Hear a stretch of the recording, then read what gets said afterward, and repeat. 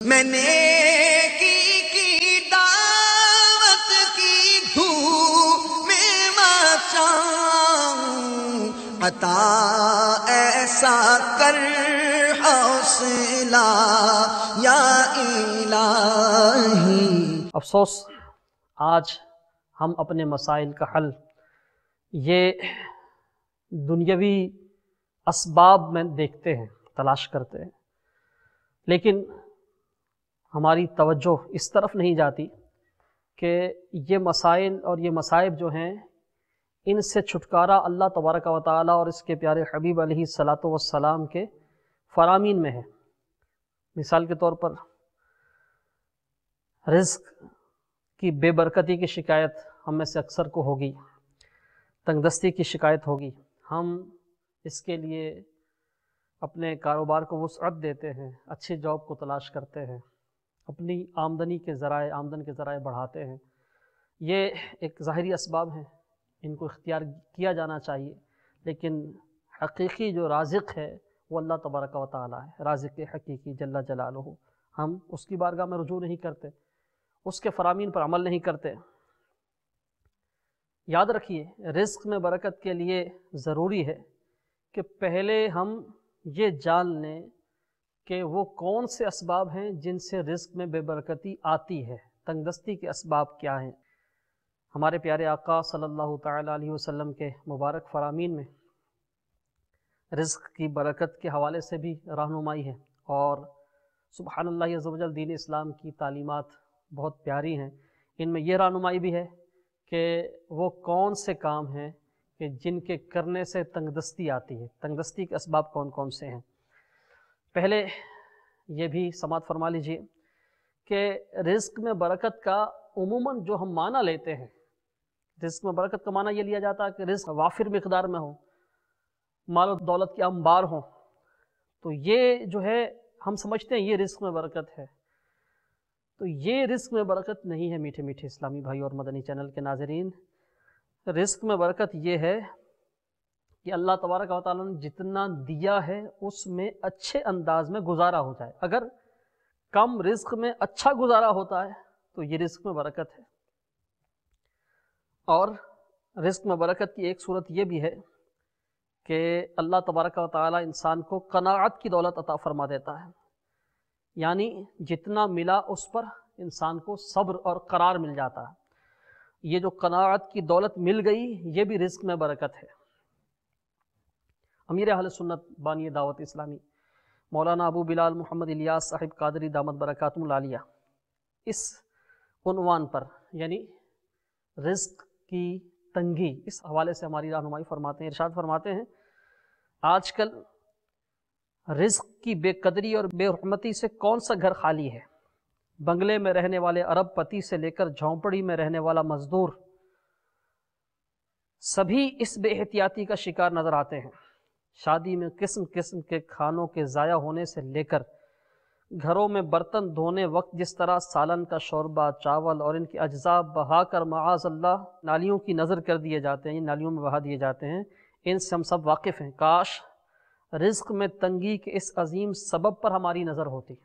ام المومنین حضرت سیدہ عائشہ صدیقہ رضی اللہ تعالی عنہا ارشاد فرماتی ہیں، تاجدار مدینہ صلی اللہ تعالی علیہ وآلہ وسلم اپنے مکان عالی شان میں تشریف لائے، روٹی کا پڑا ہوا ٹکڑا دیکھا، اس کو لے کر پوچھا، پھر کھا لیا۔ ارشاد فرمایا، عائشہ رضی اللہ تعالی عنہا اچھی چیز کا احترام کرو، یہ چیز یعنی روٹی جب کسی قوم سے بھاگی ہے لوٹ کر نہیں آئی۔ جو غربت کا رونا روتے ہیں وہ بھی رزق کی قدر نہیں کرتے، اور جنہیں بظاہر اللہ تعالیٰ نے زیادہ دی ہے، ارب پتی، وہ بھی اسی آفت کا شکار ہے۔ ہو سکتا ہے ہمارے یہاں جو رزق کی بے قدری ہوتی ہے یہی رزق میں تنگی کا سبب ہو سکتا ہے یہی رزق میں بے برکتی کا سبب ہو۔ آج ہم روزی میں برکت کے لیے وظیفے کرتے ہیں، کہیں بندش نہ ہو اس کے لیے استخارہ کرواتے ہیں، معلومات کرتے ہیں کہ کیا وجہ ہے ہماری دکان نہیں چلتی، ہماری پوری نہیں پڑتی، کیا وجہ ہے؟ تعویذات حاصل کرتے ہیں، عملیات کرتے ہیں، دعائیں کرتے ہیں، کرواتے ہیں، مگر ایک اور سبب جو رزق میں بے برکتی کا ہے، خرید و فروخت میں احتیاط نہ کرنا، بے احتیاطی، اس طرف کسی کی توجہ نہیں ہوگی۔ حدیث پاک میں پیارے مدنی سرکار صلی اللہ علیہ وسلم ارشاد فرماتے ہیں کہ بیع یعنی تجارت، اس میں قسم کی کثرت، قسم اٹھانا، بیع یعنی تجارت میں قسم کی کثرت سے پرہیز کرو کہ یہ اگرچہ مال کو بکوا دیتی ہے مگر برکت کو مٹا دیتی ہے۔ آج ہمارے تاجر اسلامی بھائی اپنے مال کو بیچنے کے لیے جھوٹے مبالغے بھی کرتے ہیں، مال کی تعریف میں وہ زمین و آسمان کے قلابے ملائے جاتے ہیں، قسمیں کھائی جاتی ہیں۔ ارشاد فرمایا قسم مال بکوا دیتی ہے مگر برکت اٹھ جاتی ہے۔ یہ سچی قسم کا حال ہے، تو جھوٹی قسموں کا کیا وبال ہوگا، غور کیجیے۔ اس لیے جہاں احادیث مبارکہ میں تجارت کا ذکر آتا ہے، ساتھ ہی جھوٹ بولنے اور جھوٹی قسم کھانے کی ممانعت کا ذکر بھی ہوتا ہے۔ اور حقیقت یہ ہے کہ اگر ہم یعنی تاجر اسلامی بھائی اپنے مال میں برکت دیکھنا چاہتے ہیں کہ مال میں برکت ہو، تو قسم کھانے سے پرہیز کریں، سچی قسم کھانے سے بھی پرہیز کریں، اور جھوٹ تو کسی حال میں نہیں بولنا چاہیے۔ تجارت ہو، گھر ہو یا باہر ہو، کہیں بھی آپ یعنی جھوٹ نہ بولیں، اور تجارت میں تو بالخصوص جو سچائی کے ساتھ تجارت کرے گا اللہ تبارک و تعالیٰ اس میں برکت عطا فرمائے گا۔ ایک شکوہ ہم میں سے ہر کسی کو ہے کہ پہلے تو ایسا نہیں تھا، بہت برکت ہوتی تھی، ایک کماتا تھا سارا گھر کھاتا تھا، ایک کمانے والا تھا 8-10 افراد کھانے والے تھے، اور رزق میں، اناج میں اتنی برکت ہوتی تھی کہ ایک ہفتے کا راشن 2 ہفتے چل جاتا تھا، 2 ہفتوں کا راشن مہینے بھر چلتا تھا۔ لیکن آج ایسا نہیں ہے، ایک سے زائد کمانے والے ہیں، اور فیملیز بھی جس طرح وہ پہلے بڑی ہوتی تھی اب ایسا نہیں ہے۔ پہلے 5-5، 6-6، 7-7، 8-8 بھائی بہنیں ہوتے تھے، اور والد صاحب اکیلے سب کی کفالت کرتے تھے۔ اب ایسا نہیں ہے، 2-3 بچے ہوتے ہیں، 4 بچے ہوتے ہیں، اور بعض اوقات گھر میں ایک سے زائد کمانے والے ہوتے ہیں، اور اناج بھی زیادہ لیا جاتا ہے، لیکن لیتے 1 ہفتے کا ہے، وہ 3 دن میں ختم ہو جاتا ہے، 4 دن میں ختم ہو جاتا ہے۔ 15 دن کا راشن وہ بجائے اس کے کہ 20 دن چلے، وہ 1 ہفتے میں ختم ہو جاتا ہے۔ آئیے اس پہ غور کر لیں کہ کہیں ایسا تو نہیں کہ ہم کھانا کھاتے ہوئے بسم اللہ الرحمن الرحیم پڑھنے کی سعادت سے محروم رہ جاتے ہوں۔ اگر چند اشخاص مل کر کھا رہے ہیں اور ایک شخص بھی ایسا شامل ہو گیا جس نے کھانے پر اللہ تبارک و تعالیٰ کا نام نہیں لیا، بسم اللہ الرحمن الرحیم نہیں پڑھی، تو سب کے کھانے میں سے برکت اٹھ جاتی ہے۔ سیدنا ابو ایوب انصاری رضی اللہ تعالیٰ عنہ فرماتے ہیں کہ ایک بار ہم سرکار مدینہ صلی اللہ تعالیٰ علیہ وسلم کی خدمت بابرکت میں حاضر تھے، کھانا پیش کیا گیا۔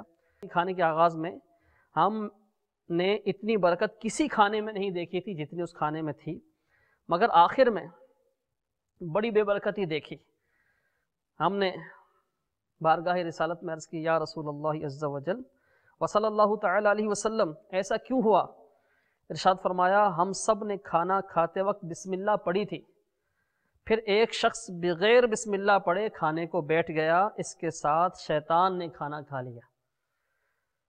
جب ایک شخص بھی بغیر بسم اللہ الرحمن الرحیم پڑھے کھانے میں شریک ہو تو سب کے لیے یہ بے برکتی کا ذریعہ اور سبب ہے، اور جہاں سارے ہی بسم اللہ الرحمن الرحیم پڑھے بغیر کھاتے ہوں وہاں کس قدر بے برکتی ہو۔ مشائخ کرام رحمہم اللہ ارشاد فرماتے ہیں، 2 چیزیں کبھی جمع نہیں ہو سکتی، مفلسی یعنی غربت، اور چاشت کی نماز، یعنی جو کوئی چاشت کی نماز کا پابند ہوگا انشاءاللہ عز و جل کبھی مفلس نہیں ہوگا۔ میں نے کی دعوت کی دھوم میں مچاؤں، عطا ایسا کر حوصلہ یا الہی۔